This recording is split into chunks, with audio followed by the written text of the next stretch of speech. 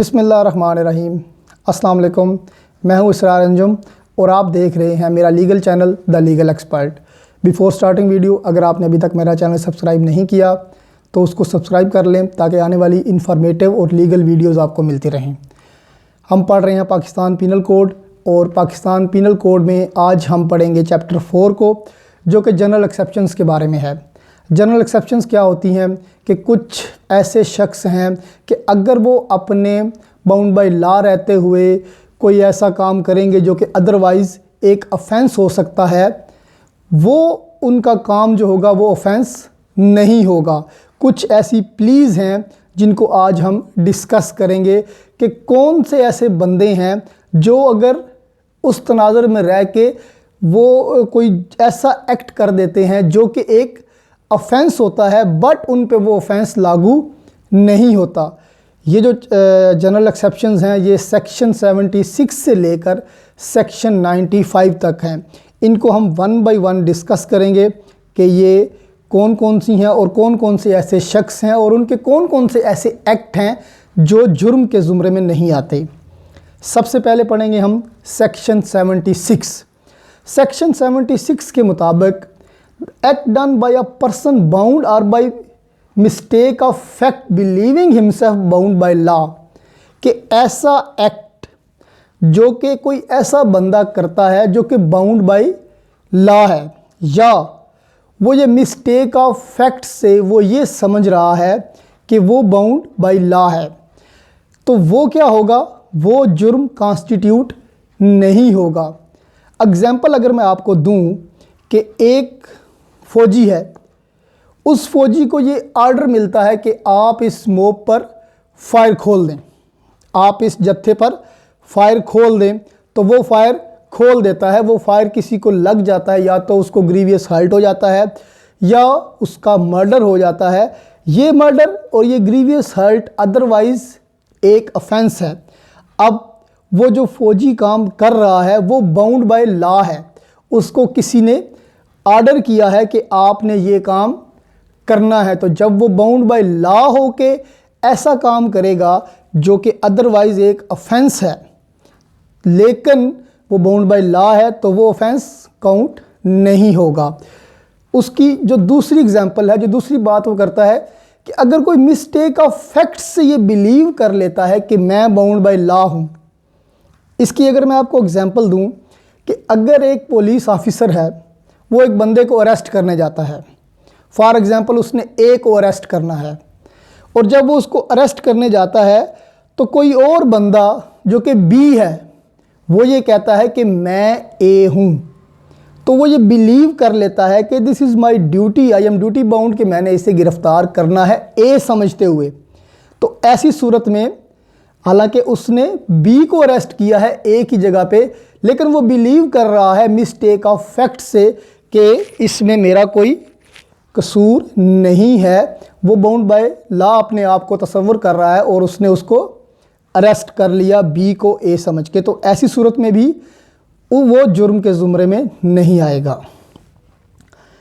Section 77। Section 77 में वो कहता है कि एक्ट ऑफ जज व्हेन एक्टिंग जुडिशली, कि अगर कोई जज जो कि जुडिशली एक्ट कर रहा है, जुडिशली एक्ट क्या कर सकता है जज, वो किसी को जेल भिजवा देता है, वो किसी को फांसी की सज़ा दे देता है, वो किसी की प्रॉपर्टी को फोरफीट कर लेता है, तो वो जुडिशली एक्ट कर रहा है।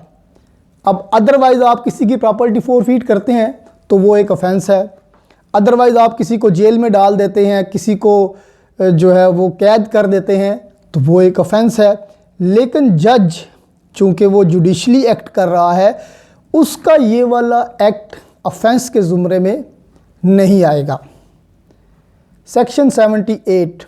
सेक्शन 78 में act done pursuant to the judgement और ऑर्डर ऑफ द कोर्ट, कि अगर कोई ऐसा एक्ट जो कि इन परसुएंट ऑफ जजमेंट होता है या ऑर्डर ऑफ द कोर्ट होता है, तो वो भी क्या जुर्म के ज़ुमरे में नहीं आएगा।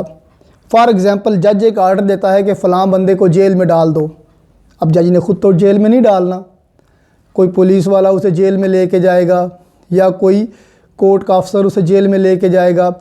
अब जज ऑर्डर करता है फ़लाँ को फांसी दे दो, जज ने ख़ुद तो फांसी नहीं देनी, कोई कोर्ट का बंदा होगा या कोई जल्लाद होगा जो जेल में तैनात होगा, वो जो है वो उसको फांसी देगा। अब ये फांसी देना किसी को अदरवाइज एन ऑफेंस है, लेकिन चूंकि वो under the order of court कर रहा है तो उसका ये वाला एक्ट जो होगा ये ऑफेंस नहीं होगा। This is general exception. Section 79 act done by a person justified और by mistake of fact believing himself justified by law. अगर कोई बंदा वो ये समझता है कि मैं जो ये एक्ट कर रहा हूँ दिस इज़ जस्टिफाइड, यानी कि ये लॉ में जस्टिफाई है और उसकी कोई ऐसी गिल्टी इंटेंशन नहीं है। जब हमने क्राइम के एसेंशियल पढ़े थे तो उनमें जो मेन इंग्रेडिएंट है क्राइम का वो है मेंस रिया, यानी कि your guilty intention. If your intention is guilty then crime will be constitute. अगर आपकी इंटेंशन गिल्टी नहीं है तो वो क्राइम नहीं बनेगा। इसमें भी वो यही कहता है कि अगर कोई भी बंदा वो ये समझ रहा है कि मैं जो एक्ट कर रहा हूँ दिस इज़ जस्टिफाइड, चाहे वो मिस्टेक ऑफ फैक्ट्स से समझ रहा है, तो क्या होगा। अगर मैं इसकी आपको एग्जांपल दूँ, एक बंदा है वो दूर से देख रहा है कि एक बंदा दूसरे बंदे को गोली मार रहा है। अब वो वहाँ से भागता है, तो जब वो वहाँ पे पहुँचता है तो जो बंदा गोली मार रहा था वो भाग गया है। अब वो उसके ज़हन में है कि ये जो बंदा इधर खड़ा है इसी ने गोली चलाई है, तो वो उसको पकड़ के पुलिस के हवाले कर देता है। अब वो ये समझ रहा है कि मैं जस्टिफाई बाय लॉ हूँ, कि मैं मतलब है कि ये तो हर बंदे की ज़िम्मेदारी है कि जुर्म को अगर वो रोक सकता है हाथ से तो उसको रोक ले। अब वो ये जस्टिफाई अपने आप को समझ रहा है कि मैं जस्टिफाइड हूँ ये काम करने के लिए। तो अगर वो किसी और को पकड़ के ले जाता है ये समझते हुए कि इसी ने गोली चलाई है, तो वो उसका जो एक्ट होगा वो ऑफेंस नहीं होगा। This is section 79।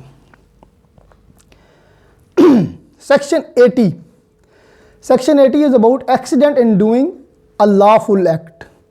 आप एक लॉफुल एक्ट कर रहे हैं एक लॉफुल मैनर में रहते हुए, तो उस एक्ट के बदले में कोई ऐसा काम हो जाता है जो कि एक्सीडेंटली अकर होता है।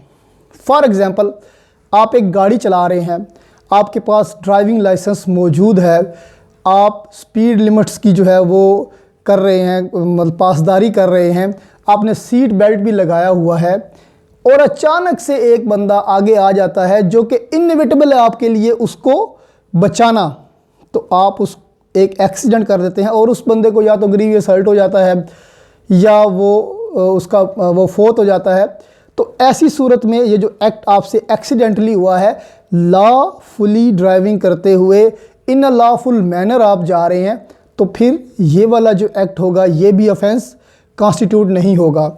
एक बंदा है लकड़ियाँ काट रहा है, लकड़ियाँ काटते हुए उसका जो कुल्हाड़ा है उसके आगे वाला जो होता है लोहे वाला, वो उतर के किसी को जाके लगता है और ज़ख्मी कर देता है, तो ऐसी सूरत में भी this is also an accident. लकड़ियाँ काटना कोई जुर्म तो नहीं है, तो ये जो एक्सीडेंट होगा ये भी जुर्म के ज़ुमरे में नहीं आएगा। तो इन शॉर्ट, अगर आप लॉफुल मैनर में रहते हुए कोई काम कर रहे हैं और आपसे कोई एक्सीडेंट सर्जरी हो जाता है और उस एक्सीडेंट के सिलसिले में कोई ऐसा काम हो जाता है जो कि अदरवाइज़ एक ऑफेंस हो सकता है, तो वो ऑफेंस कॉन्स्टिट्यूट नहीं होगा। सेक्शन 81 में वो कहता है act likely to cause harm but done without criminal intent and to prevent other harm. उसमें ये एक बड़ी पेचीदा सी बात लगती है कभी कभी कि एक बड़े हार्म को बचाने के लिए अगर आप कोई छोटा हार्म कर देते हैं तो क्या होगा, वो जुर्म नहीं होगा। इसकी अगर मैं आपको एग्जांपल जो इसने भी दी हुई है पीपीसी में इसने एग्जांपल दी हुई है कि एक कैप्टन ऑफ द वेसल है, एक जहाज़ का कप्तान है, वो जहाज़ को पार्क करने लगा है। तो जैसे ही वो पार्क करने लगता है तो देखते हैं आगे एक कश्ती है, उस कश्ती में 20 से 22 बंदे सवार हैं। अब उस कश्ती का अगर वो कोर्स चेंज करता है, अपनी जो उसका जहाज़ है उसका रास्ता मोड़ता है, तो वहाँ पे भी एक कश्ती है और उसमें 2 बंदे हैं। उस कश्ती में जहाँ पे अगर वो कोर्स डाइवर्ट करता है तो वहाँ पे 2 बंदे हैं। अब उन 22 को बचाने के लिए वो उन 2 की जान ले लेता है, यानी कि अपनी कश्ती को उधर मोड़ देता है। अब 22 का मरना जो है वो एक बड़ा हार्म है, ग्रेटर हार्म है, तो उसको बचाने के लिए वो 2 बंदों की जान ले लेता है, तो वो एक शॉर्ट हार्म है। लेकिन इसमें जो मेन चीज़ है उसकी जो इंटेंशन है वो गिल्टी नहीं होनी चाहिए। इंटेंशन गिल्टी नहीं होगी तो क्राइम कॉन्स्टिट्यूट नहीं होगा। वो बेटरमेंट के लिए कर रहा है, वो ये चाह रहा है कि मैं उस बड़े नुकसान से बच जाऊं, तो ये क्या होगा, ये भी जुर्म कॉन्स्टिट्यूट नहीं होगा।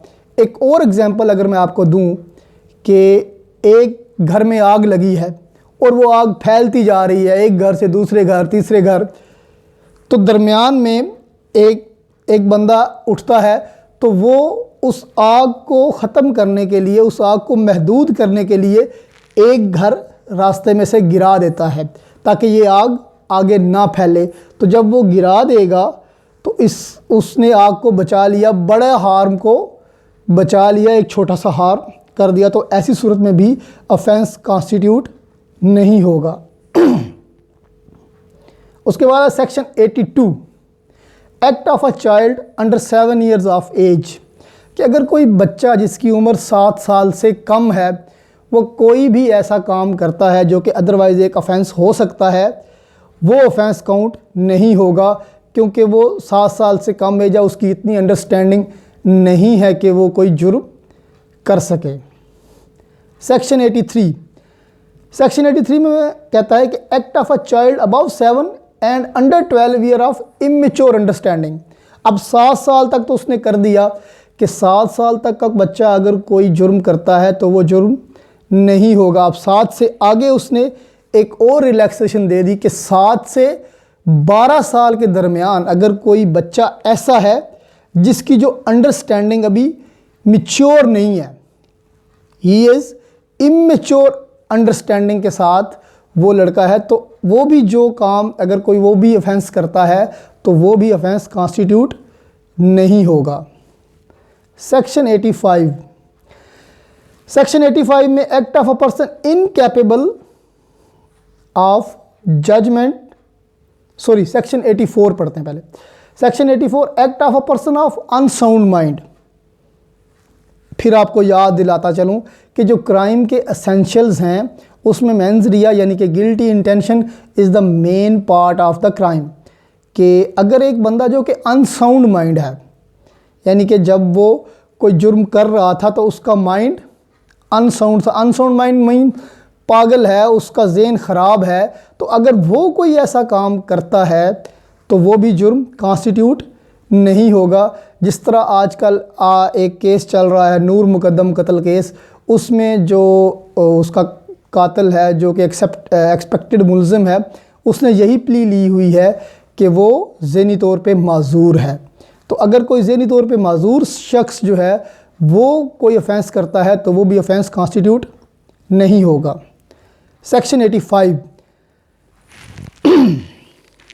सेक्शन 85 में वो ये कहता है कि अगर कोई बंदा जिसको उसकी मर्ज़ी के बग़ैर इंटॉक्सिकेटेड किया गया हो, इंटॉक्सिकेटेड मीन उसको नशा दिया गया हो, नशा कुछ भी हो सकता है, शराब हो सकता है, गोलियां हो सकती हैं, हीरोइन हो सकती है, कुछ भी नशा हो सकता है, और उस नशे में वो इंटॉक्सिकेट हो गया हो और उस इंटॉक्सिकेशन के दौरान अगर वो कोई जुर्म कर देता है तो वो भी ऑफेंस कॉन्स्टिट्यूट नहीं होगा।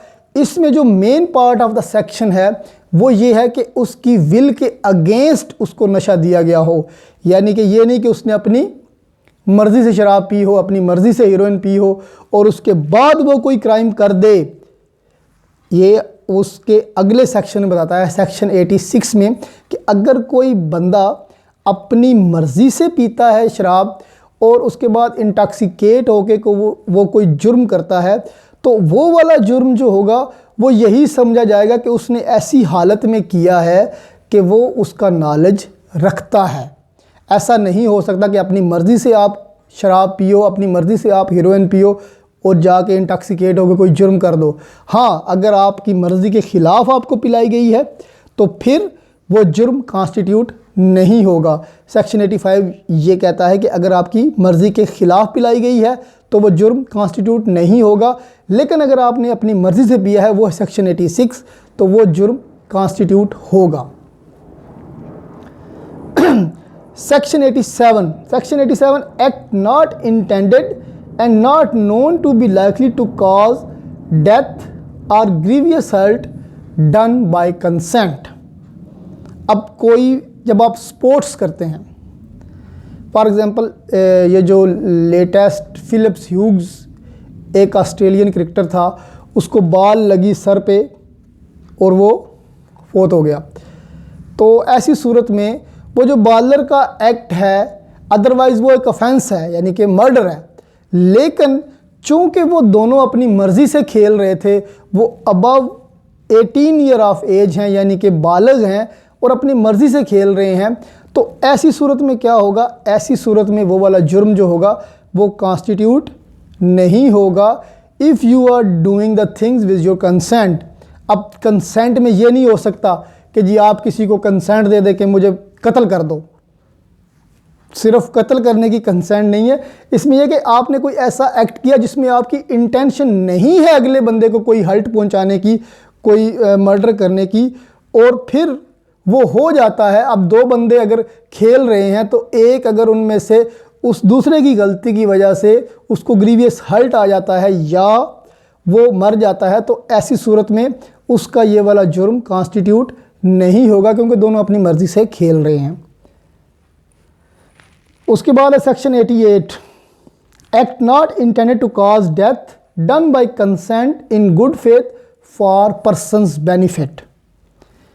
अगर कोई सर्जन है, फॉर एग्जांपल सर्जन जब किसी का ऑपरेशन करता है तो वो उसको बताता है कि भाई अगर ये मैं ऑपरेशन करूँगा तो आपकी मौत का भी ख़दशा है, तो उसके बाद वो उसको कंसेंट दे देता है। तो ऐसी सूरत में अगर उसकी मौत वाक़या हो जाती है या उसका कोई आर्गन जो है वो डैमेज हो जाता है, तो ऐसी सूरत में भी उसका जुर्म, वो जो उसका एक्ट है वो जुर्म नहीं होगा।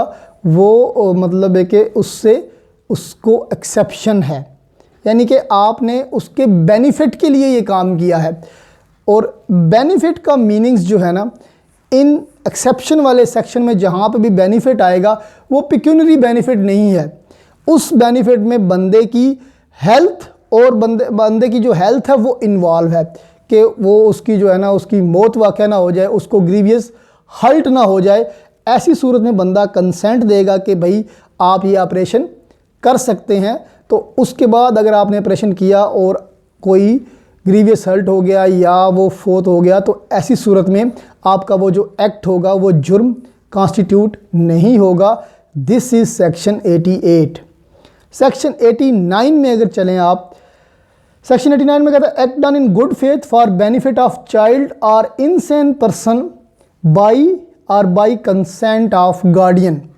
यानी कि पहले जो सेक्शन 88 में हमने बात की वो तो बात थी कि एक पर्सन जो खुद से अपनी कंसेंट दे सकता है, वो बालिग है, तो वो उसकी बात थी। सेक्शन 89 में जो बच्चा है, बच्चा क्योंकि खुद जो है ना कंसेंट उसकी मानी नहीं जाती, उसका जो गार्डियन है, गार्डियन अगर कंसेंट देगा और आप जो काम कर रहे हैं वो for the benefit of that child कर रहे हैं, तो ऐसी सूरत में उसके बेनिफिट करते हुए अगर आप कोई ऐसा काम कर देते हैं जो कि अदरवाइज़ एक ऑफेंस होगा, तो वो ऑफेंस क्या होगा? वो ऑफेंस कॉन्स्टिट्यूट नहीं होगा। उस एक्ट को आप ऑफेंस नहीं कह सकते। इसमें वो 4 एक्सेप्शंस देता है। पहली एक्सेप्शन ये है कि that this exception shall not extend to the intentional causing of death और to the attempting to cause death. यहाँ पे कोई अगर आपकी इंटेंशन है उस बच्चे को मारने की तो उसकी इजाज़त नहीं है, यानी कि आपने पहले ही ज़हन बनाया हुआ है कि मैंने इस बच्चे को मार देना है, तो वो अगर आपकी इंटेंशन गिल्टी हो गई तो मतलब जुर्म बनेगा। दूसरा उसमें कहता है that this exception shall not extend to the doing of anything which the person doing it knows to be likely to cause death for any purpose other than the preventing of death और grievous hurt. के सिर्फ और सिर्फ आपने, जो मैंने benefit की बात की, आपने प्रिवेंट करना है ग्रीवियस हर्ट को, और दूसरे नंबर पे क्या, डेथ को। अगर इसके अलावा कोई ऐसा हिसाब किताब है और आप उसमें रहते हुए उसकी मौत का मूजब बन जाते हैं या उसके ग्रीवियस हर्ट का मूजब बन जाते हैं, तो ऐसी सूरत में भी जुर्म कॉन्स्टिट्यूट होगा। थर्डली वो कहता है that this exception shall not extend to the voluntary causing of grievous hurt और to the attempting to cause grievous hurt. पहले डेथ वाली बात थी, इसमें उसने ग्रीवियस हर्ट वाली बात कर दी, same to same. Section 90 consent known to be given under fear और मिसकंसेप्शन। के a consent is not such a consent as is intended by any action of this code if the consent is given by a person under fear of injury or under a misconception of fact। ऐसी consent को consent नहीं माना जाएगा जो कि एक तो under fear हो, दूसरा मिसकंसेप्शन के अंडर हो, कि अगर आपको कोई डर है, डर से आप कंसेंट दे रहे हैं तो वो कंसेंट नहीं होगी, या आपको कोई मिसकंसेप्शन है उस सूरत में आप कंसेंट दे रहे हैं तो वो भी कंसेंट जो है ना तसव्वुर नहीं होगी। इसी में वो बताता है कि कंसेंट जो इनसेन पर्सन की कंसेंट है वो भी कंसेंट कंसीडर नहीं होगी, और जो कंसेंट ऑफ चाइल्ड है वो भी कंसेंट कंसीडर नहीं होगी। अंडर 12 ईयर ऑफ एज अगर उसकी एज है और उसमें वो कंसेंट देता है तो वो कंसेंट कंसीडर नहीं होगी। Section 91 exclusion of acts which are offences independently of harm caused. अब ये क्या है कि कुछ ऐसे काम हैं सर्जन्स के या डॉक्टर्स के कि जो इंडिपेंडेंटली आप उस किसी हार्म को नहीं बचा रहे, आप किसी हार्म को नहीं बचा रहे। फॉर एग्जांपल आप किसी का गुर्दा बेच रहे हैं, आप किसी की किडनी बेच रहे हैं, तो ये क्या होगा, ये वो कंसेंट तो देता है बंदा कि जी मेरा गुर्दा निकाल के बेच दें, लेकिन ये कंसेंट जो है ये कंसेंट कंसीडर नहीं होगी, क्योंकि आप किसी हार्म को प्रोटेक्ट नहीं कर रहे, आप किसी डेथ को प्रोटेक्ट नहीं कर रहे। इसी में वो भी आ जाता है जो कि मिसकैरेज करवाते हैं बंदे, मिसकैरेज भी एक ऑफेंस है। तो अगर आप ऐसी कंसेंट देते हैं जो किसी हार्म को बचाने के लिए नहीं है तो वो भी क्या होगा, आपका जुर्म कॉन्स्टिट्यूट होगा, वो कंसेंट नहीं होगी। इसको एक्सक्लूड कर दिया गया है इस कंसेंट को। Section 92 act done in good faith for benefit of a person without consent. अब पहले जो हमने बात की वो तो बात की हमने कंसेंट की कि एक अडल्ट आ जाता है अबव 18 ईयर एज तो वो अपनी कंसेंट खुद दे सकता है, एक चाइल्ड या इनसेन आ जाता है तो उसकी कंसेंट गार्डियन दे देता है। अब कोई ऐसा केस आपके पास आता है जो कि अनकॉन्शियस है, फॉर एग्ज़ाम्पल किसी का एक्सीडेंट हो चुका है और वो उस वक़्त अनकॉन्शियस है, ना वो खुद कंसेंट दे सकता है, neither there is any guardian with him, उसके साथ कोई गार्डियन भी नहीं है। तो जो ऐसी सिचुएशन है और आपका उसका ऑपरेशन करना भी ज़रूरी है और उस ऑपरेशन के मतलब है कि नतीजे में उसकी जान भी जा सकती है, उसको ग्रीवियस हर्ट भी हो सकता है, कोई ना कोई उसका ऑर्गन भी डैमेज हो सकता है, तो ऐसी सूरत में आपको कंसेंट की ज़रूरत नहीं है if you are acting in a good faith. वही बात फिर से रिपीट हो रही है कि अगर आपकी कोई गिल्टी इंटेंशन नहीं है, आप एक गुड फेथ में एक्ट कर रहे हैं और उसकी जान बचाने के लिए और उसके ग्रीवियस हर्ट को बचाने के लिए कोई काम कर रहे हैं जो कि अदरवाइज़ ऑफेंस हो सकता है, लेकिन वो फिर इस सूरत में ऑफेंस कॉन्स्टिट्यूट नहीं होगा। तो ये तो बात है कि आप गुड फेथ में और उसके बेनिफिट के लिए विदाउट कंसेंट काम कर रहे हैं। अच्छा जी, उसके बाद आता है section 93 communication made in good faith, कि कोई ऐसी कम्युनिकेशन जो कि आप गुड फेथ में कर रहे हैं। फॉर एग्ज़ाम्पल, एक वकील है, वो आगे अपने क्लाइंट को बताता है कि भाई तुझे तो सज़ाए मौत हो गई। अब वो ये सुन के ही मर जाता है। अब ऐसी सूरत में अब जो लायर है उसने तो गुड फेथ में उसको एक कम्युनिकेट की चीज़ कि भाई ये वाला प्रॉब्लम हो गया आपके साथ। अब अगर एक डॉक्टर है, वो पेशेंट को गुड फेथ में कम्युनिकेट करता है, उसको ओपिनियन देता है कि भाई ये बीमारी लाइलाज है, आप किसी भी वक्त मर सकते हैं, और पेशेंट ये सुन के ही मर जाता है। तो ऐसी सूरत में भी अगर आपने गुड फेथ में किसी को कोई ऐसी चीज़ कम्युनिकेट की है, अगर आप किसी को कम्युनिकेट करते हैं कि भाई तेरी 1 करोड़ की लॉटरी निकल आई, और वो खुशी से मर जाता है तो वो भी क्या होगा, वो भी आपकी कम्युनिकेशन गुड फेथ में होगी, और उसके बाद जो मतलब कि एक्ट होगा वो भी जुर्म आपका कॉन्स्टिट्यूट नहीं होगा। Section 94, act to which a person is compelled by threats. अक्सर हमने देखा है कि थ्रेट्स के अंदर रह के कोई बंदा ऐसा काम कर देता है जो कि अदरवाइज़ एक जुर्म हो सकता है, लेकिन वो जुर्म कॉन्स्टिट्यूट नहीं होगा। इस सेक्शन में वो बताता है कि माँ सिवाय मर्डर और ग्रीवियस हर्ट के, अगर आप अंडर थ्रेट ऑफ डेथ कोई ऐसा जुर्म कॉन्स्टिट्यूट करते हैं तो वो जुर्म नहीं होगा।